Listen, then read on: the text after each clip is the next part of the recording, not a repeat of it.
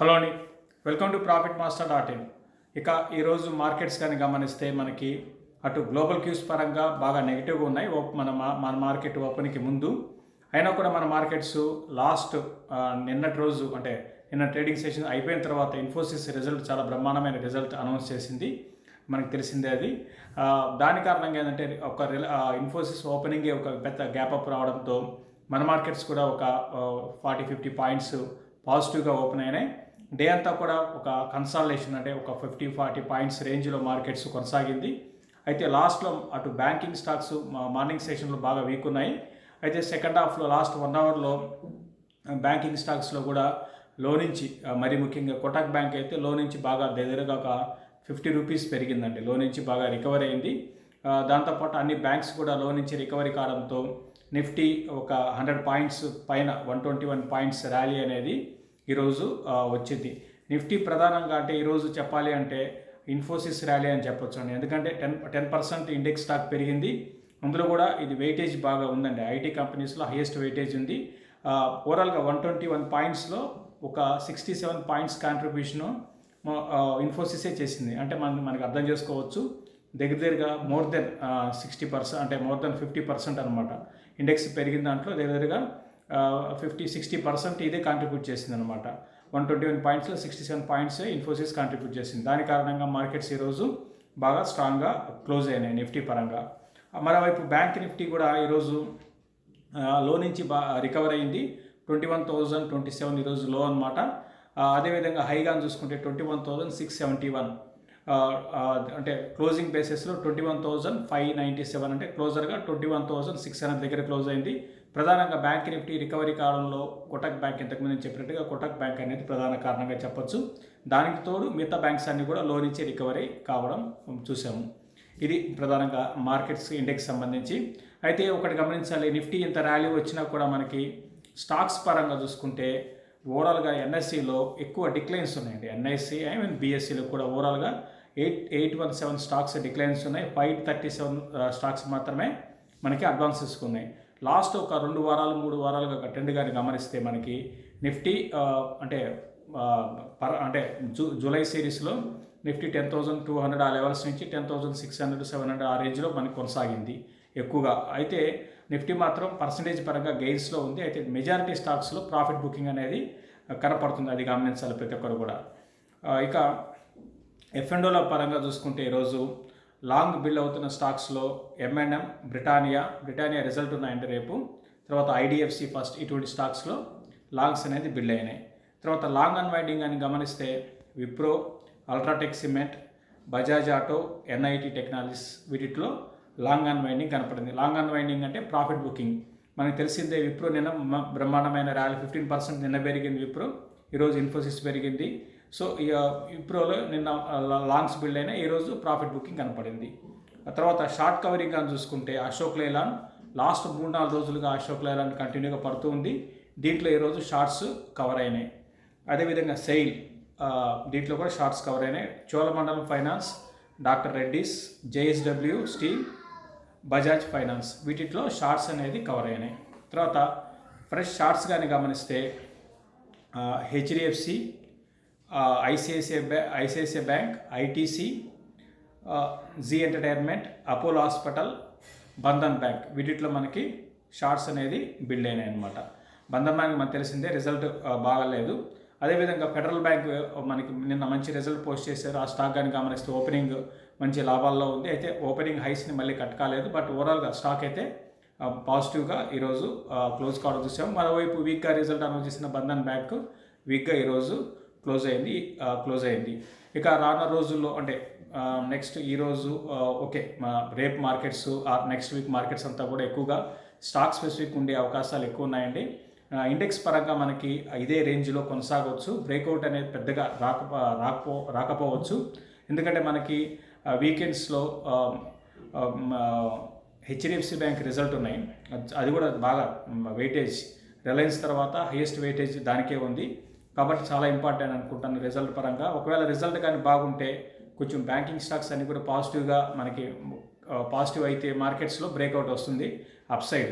ఒకవేళ రిజల్ట్ కానీ డిసప్పాయింట్మెంట్ చేసి వీక్ రిజల్ట్ కానీ పోస్ట్ చేసిందంటే బ్యాంక్ నిఫ్టీ మళ్ళీ వీక్ అయితే మాత్రం మా నిఫ్టీ మరి ఇమీడియట్గా పెరిగే అవకాశాలు పెద్దగా లేవండి. ఎందుకంటే మనకి ఆల్రెడీ రిలయన్స్ కూడా వీక్ అంటే ఏజీఎం తర్వాత స్టాక్ వీక్ అయింది.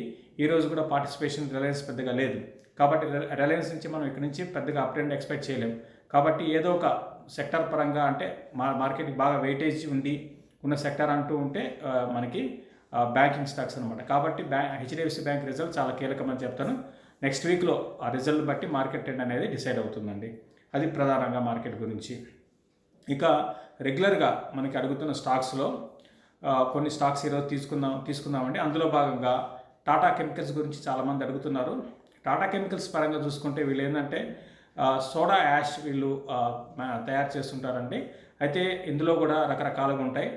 డెన్స్ సోడా యాష్ అని, లైట్ సోడా యాష్ అని, తర్వాత దీంతోపాటు అలైడ్ కెమికల్స్ ఇటువంటివి తయారు చేస్తుంటారు. అయితే ఫండమెంటల్స్ పరంగా చూసుకుంటే ఓకేనండి. అయితే గ్రోత్ అనేది స్టాక్లో లేదు. అంటే ఒక 3 ఏళ్ల క్రితము మనకి టాప్ లైన్ రెవెన్యూస్ ఏ విధంగా ఉన్నాయో ఈరోజు కూడా అదే విధమైన రెవెన్యూస్ ఉన్నాయి. అంటే స్టడీగా ఉన్నాయి. ఎటువంటి గ్రోత్ అనేది స్టాక్లో లేదు. దీని పీఈ కానీ చూసుకుంటే మనకి లో పీఈతో మనకి ట్రేడ్ అవుతుంది. చాలామంది మామూలుగా అడుగుతుంటారు, లో పీఈతో స్టాక్ ఉంటే మంచిదేనా? ఓకే, లో పీఈ ఉంటే మంచిదేనండి. బట్ లో పీఈ ఉన్నంత మాత్రాన ఆ కంపెనీకి గ్రోత్ కానీ లేకపోతే ఈ విధంగా టాటా కెమికల్స్ లాగా అక్కడే ఉంటుంది. ఏమాత్రం మనకి చూస్తే ఈ స్టాకు గత 3 ఏళ్ళుగా 4 ఏళ్ళుగా ట్రెండ్ కానీ గమనిస్తే అక్కడే ఉంటుందండి. పెద్దగా మేజర్గా ఇన్వెస్ట్మెంట్ చేసిన వాళ్ళకి మేజర్గా రిటర్న్ ఇచ్చింది లేదు. అయితే రీసెంట్గా లో నుంచి మాత్రం కొంచెం పెరిగింది. రీసెంట్లో కానీ మన మార్కెట్ మార్చ్ క్రాష్లో 200 దాకా వచ్చింది. అక్కడి నుంచి ఇప్పుడు 300 దాకా, అంటే 100 రూపాయలు పెరిగిందనమాట. ఫండమెంటల్స్ పరంగా ఓకే. అయితే కొంత డెట్ కూడా ఉందండి స్టాక్కి, అది గమనించాలి. డౌన్ సైడ్ రిస్క్ కూడా పెద్దగా దీంట్లో ఏంటంటే మార్కెట్ బాగా పడినప్పుడు పిక్ చేసుకుంటే మళ్ళీ కొంత లో నుంచి ఒక 10%, 15% కైండ్ ఆఫ్ రిటర్న్స్ వస్తాయి. అటువంటి స్టాక్ అనమాట. అంతేకాని ఇది అంటే ఫ్యూచర్లో బాగా బ్రహ్మాండమైన ఒక 40-50%, 60% కైండ్ ఆఫ్ రిటర్న్స్ అయితే ఈ స్టాక్లో ఎక్స్పెక్ట్ చేయలేమండి. ఎప్పుడు కూడా ఈ స్టాక్ని కొనాలి అనుకుంటే బాగా మార్కెట్స్ క్రాష్ అవుతున్నప్పుడు ఈ స్టాక్లో కూడా ఎంతో 10-15% కరెక్షన్ వచ్చినప్పుడు పిక్ చేసుకోవాలి. మళ్ళీ కొంచెం ఒక 15-20% స్టాక్లో మనకి ర్యాలీ వస్తే ఎగ్జిట్ కావాలన్నమాట. అటువంటి స్టాకు. కాబట్టి దాని తగ్గట్టుగా మీరు ఇన్వెస్ట్మెంట్ డెసిషన్ తీసుకోండి. అయితే ఇంకో పాజిటివ్ అంశం ఏంటంటే ఈ స్టాక్లో డౌన్ సైడ్ రిస్క్ కూడా పెద్దగా ఉండదండి. మిగతా స్టాక్స్ లాగా క్రాక్ అయిపోయి అయ్యే స్టాక్ కాదు. స్లో అండ్ స్టడీగా ఉండే స్టాక్ అనమాట. ఇది టాటా కెమికల్స్ గురించి. తర్వాత ఇంకో స్టాక్ కానీ గమనిస్తే ఈరోజు చాలామంది అడుగుతున్న స్టాకు కోల్ ఇండియా అండి. ఈ స్టాక్ గురించి చాలామంది అడుగుతున్నారు. చాలామంది రీసెంట్గా ఇన్వెస్ట్ కూడా చేసి ఉండొచ్చు నాకు తెలిసి. కొంచెం పాజిటివ్ న్యూస్లో గవర్నమెంట్ నుంచి రావడంతో ఈ మైనింగ్ సంబంధించి ఈ స్టాక్ ఒక టైంలో బాగా పెరిగింది. రీసెంట్గా 143, 144 లెవెల్స్ కూడా వెళ్ళింది. తర్వాత మళ్ళీ అక్కడి నుంచి బ్యాక్ టు 52 వీక్ లోకి దగ్గరికి వచ్చేసిందండి. సో ఒకటి కోల్ ఇండియా కానీ గమనిస్తే మనకి లాస్ట్ ఒక 3-4 ఏళ్ళ మీరు ఒక ప్యాటర్న్ చూడండి. ఎవరు ఇన్వెస్ట్ చేసినా కూడా వాళ్ళందరికీ రిటర్న్ ఆన్ ఇన్వెస్ట్మెంట్ పెద్దగా లేదండి. నెగిటివ్ రిటర్న్స్ అనమాట. అంటే 400 లెవెల్స్ ఉండేది, 300కి వచ్చింది, 250కి వచ్చింది, 220కి వచ్చింది, 150, ఇప్పుడు 120 ఆ లెవెల్స్ కూడా వచ్చేసింది. సో ఈ విధంగా కిందకి 4 ఏళ్ళ నుంచి కిందకి వస్తూనే ఉంది. రీసెంట్గా కూడా ఇది 120 నుంచి 140కి వచ్చింది. మళ్ళీ ఇమీడియట్గా మార్కెట్ మరోవైపు పెరుగుతూనే మళ్ళీ స్టాక్ మాత్రం డౌన్ ట్రెండ్లో ఉంది. అది గమనించాలి. ఇది ఏంటంటే ఓన్లీ డివిడెండ్ ప్లే అనమాట. డివిడెండ్ కోసము కావాలంటే ఎవరైనా కొనుక్కోవచ్చు తప్ప మనం పెట్టిన పెట్టుబడికి రిటర్న్ ఆన్ ఇన్వెస్ట్మెంట్ పెద్దగా లేదు. అయితే బాగా పడిన దృష్ట్యా అంటే 400-500 లెవెల్స్ నుంచి కరెక్ట్ అవుతుంది. మధ్యలో దీంట్లో ఒక 20%, 15%, 20% బాగా పడినప్పుడు బౌన్సెస్ రావచ్చు మన రీసెంట్గా వచ్చినట్టు. అంతకుమించి పెద్దగా ఈ స్టాక్లో ఇది కూడా గ్రోత్ ఓరియంటెడ్ స్టాక్ కాదండి. అంటే మనం ఇన్వెస్ట్మెంట్ చేస్తే నెక్స్ట్ ఇయర్ కల్లా ఒక 20%, ఆ నెక్స్ట్ ఇయర్కి ఇంకో 20%, అటువంటి స్టాక్ అయితే ఇది కోల్ ఇండియా కాదండి. కాబట్టి దాని తగ్గట్టుగా నిర్ణయం తీసుకోవాలి. నేనైతే ఈ స్టాక్ని అయితే ఒక ఇన్వెస్ట్మెంట్ పరంగా మంచి రిటర్న్స్ కావాలనుకుంటే ఈ స్టాక్ని అయితే నేను అవాయిడ్ చేయమనే చెప్తానండి. దీనికన్నా మనకి మంచి స్టాక్స్ చాలా ఉన్నాయి రిటర్న్ ఆన్ ఇన్వెస్ట్మెంట్ రావడానికి. కాబట్టి కోల్ ఇండియాని అయితే అవాయిడ్ చేయొచ్చండి. తర్వాత చాలామంది అడుగుతున్న ఇంకో స్టాక్ ఏంటంటే లింకన్ ఫార్మా గురించి అడుగుతున్నారు. లింకన్ ఫార్మా ఏంటంటే ఇది డొమెస్టిక్ బిజినెస్తో పాటు ఫార్మాస్యూటికల్లో ఉందండి. తర్వాత ఈవెన్ ఎక్స్పోర్ట్స్ కూడా చేస్తారు. కాంట్రాక్ట్ బేస్ ఎక్స్పోర్ట్స్ చేస్తారు.